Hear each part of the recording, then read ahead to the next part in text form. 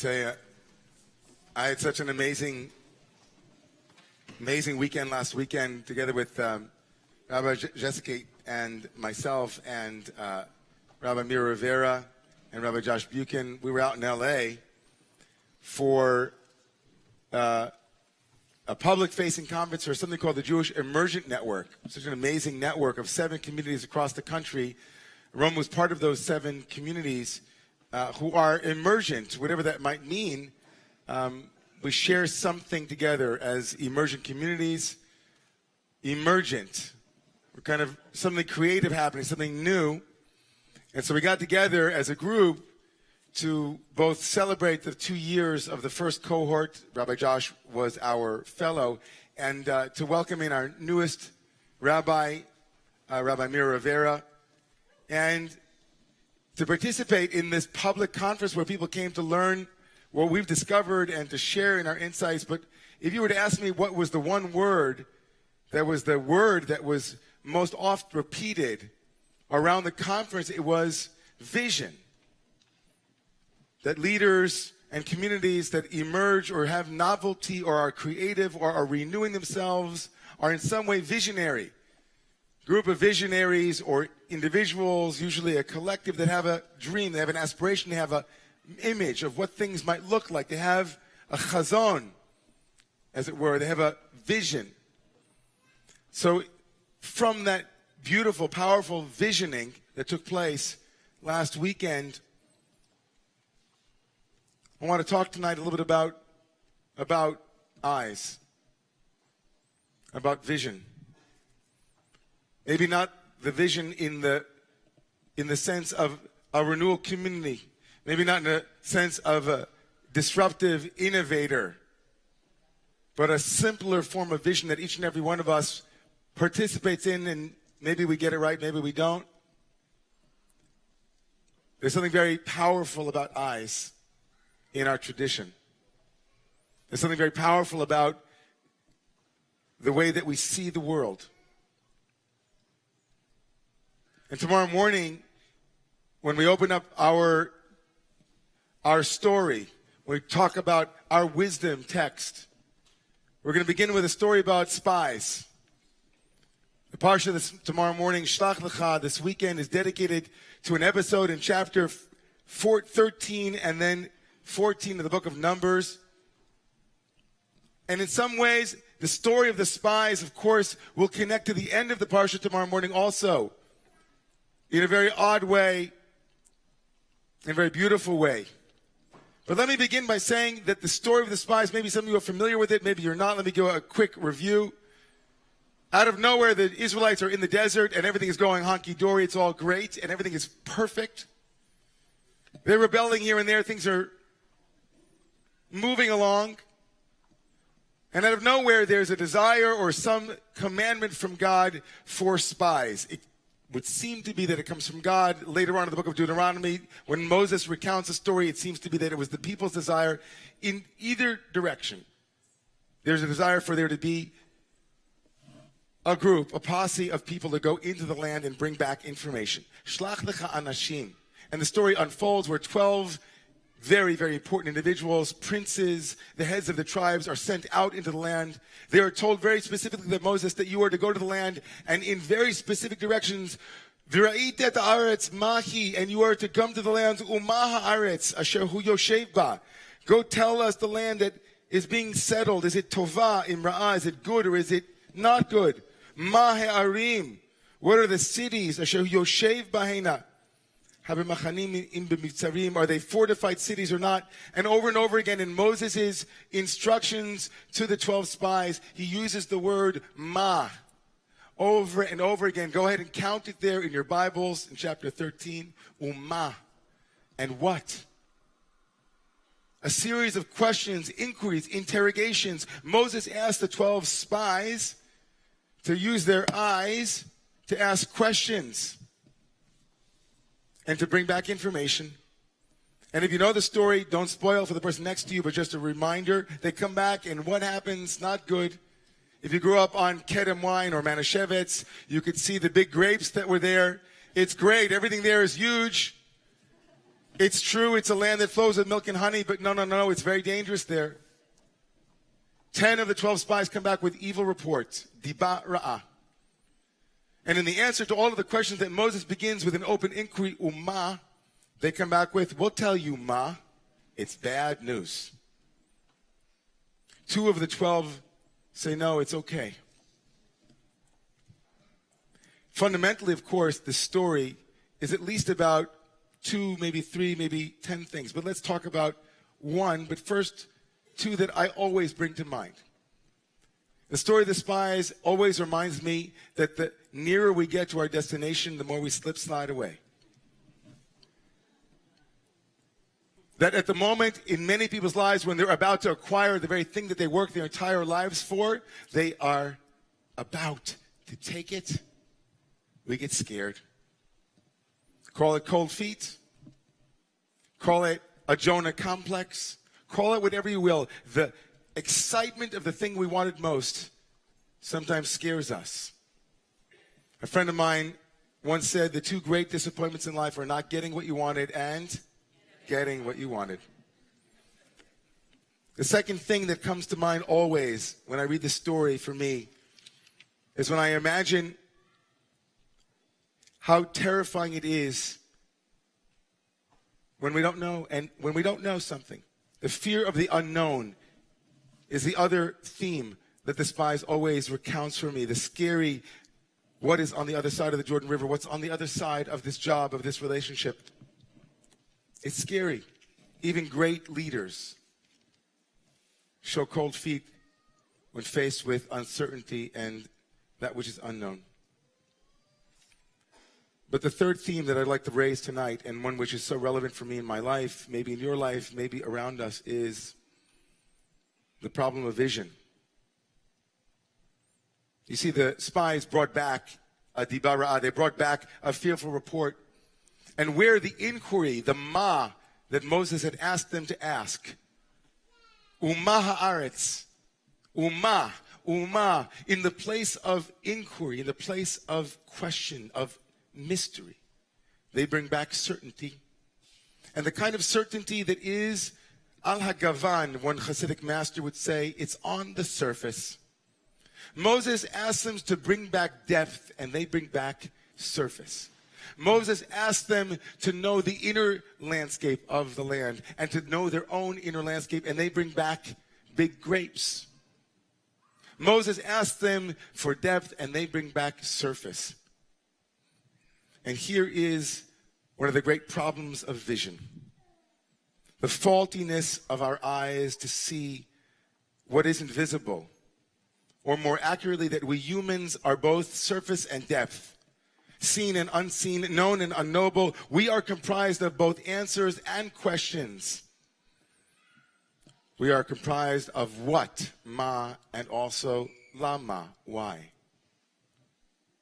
When Moses asked them to bring back what is it on the inside, what is the depth, they bring back what they saw with their eyes and not what they knew in their hearts faith demanded of them. They made the cardinal sin of being led astray by eyes that only see what's in front of them and not eyes that imagine what could be.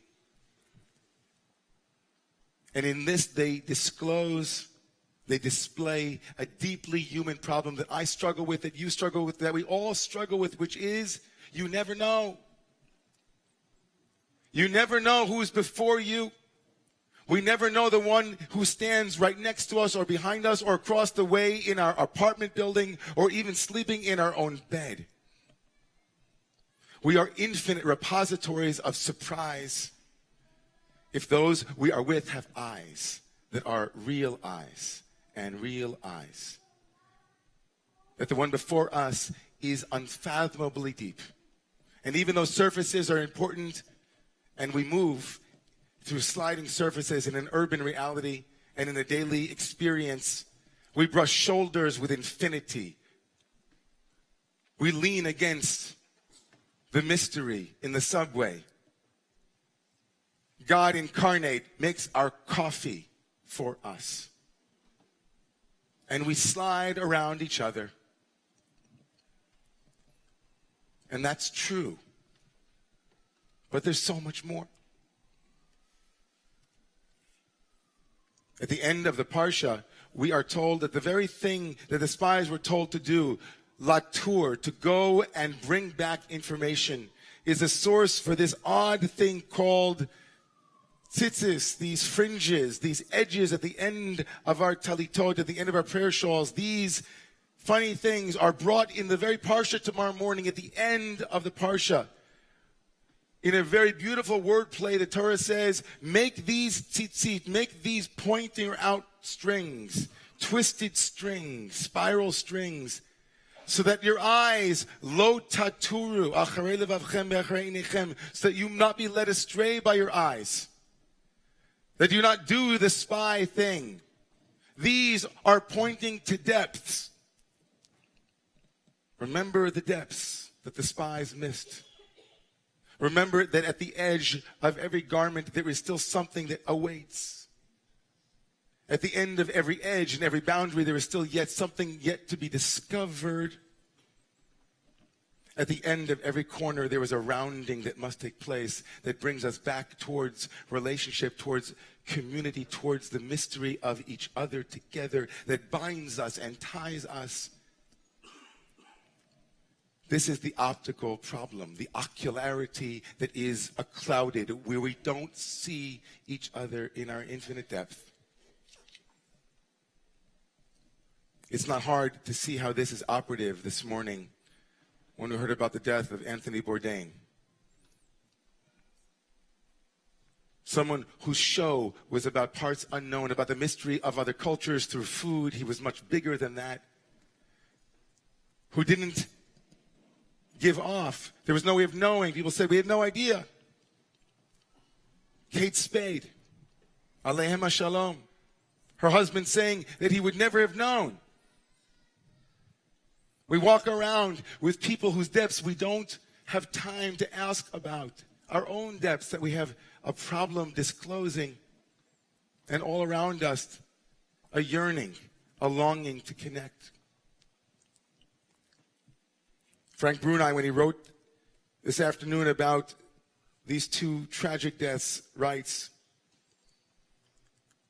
how powerfully it speaks to the discrepancy between what we see in people on the outside and what they're experiencing on the inside. Between their public faces and their private realities, between their visible swagger and their invisible pain, parts unknown. That was true of Bourdain, and that was true of Spade, and that's true of every one of us. Their deaths happened in a week when there was newly released government statistics that revealed a staggering increase in suicides amongst Americans, more than 25% rising from 1999 to 2016. And here he writes, experts worry that this trajectory reflects a breakdown in social bonds and in community.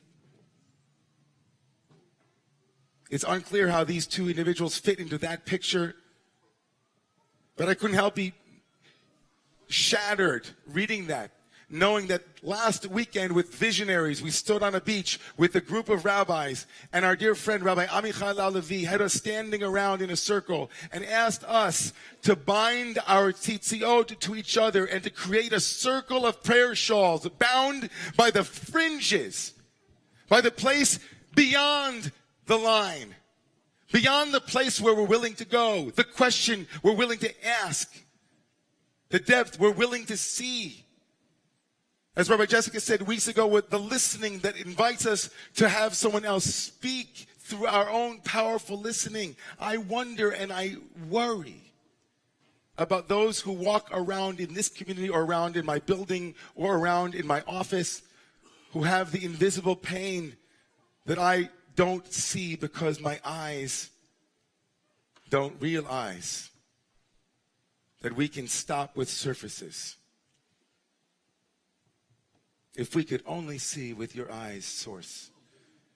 If you could give us eyes to see the beauty and the depth, the surfaces and the hidden. What would the world look like in that way?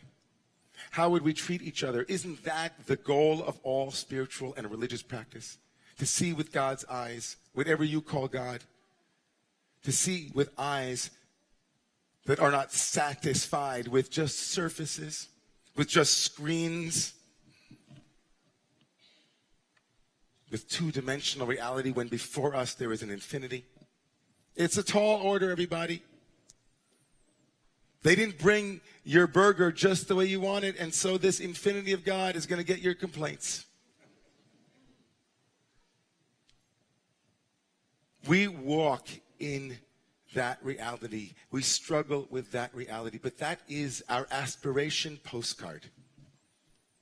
That's my prayer. For me, for you, for all of us, what would it be like if I had real eyes? If instead of walking away, I asked that one question, that one more moment, and if I made myself available to heal the things and hear the things that others are longing to share. Every time I put on my talit, every time I wear my prayer shawl, I remember the spies. And I grab hold of these reminders that point towards depth, and I say, God, give me eyes to see the depths. Give me the patience to listen. Give me the wisdom to ask the questions and to remain open. May God bless each and every one of us this Shabbat to ask one more question before closing the conversation. Show one more moment of concern, one more moment of compassion, one more softening to another.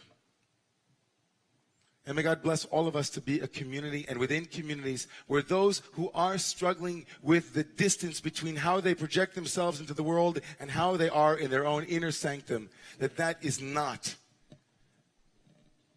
right? That's not the community that we live in, that we are a community that invites that closing of the gap. A courageous community that invites people to show us their true colors. And true colors, they're beautiful. Please rise.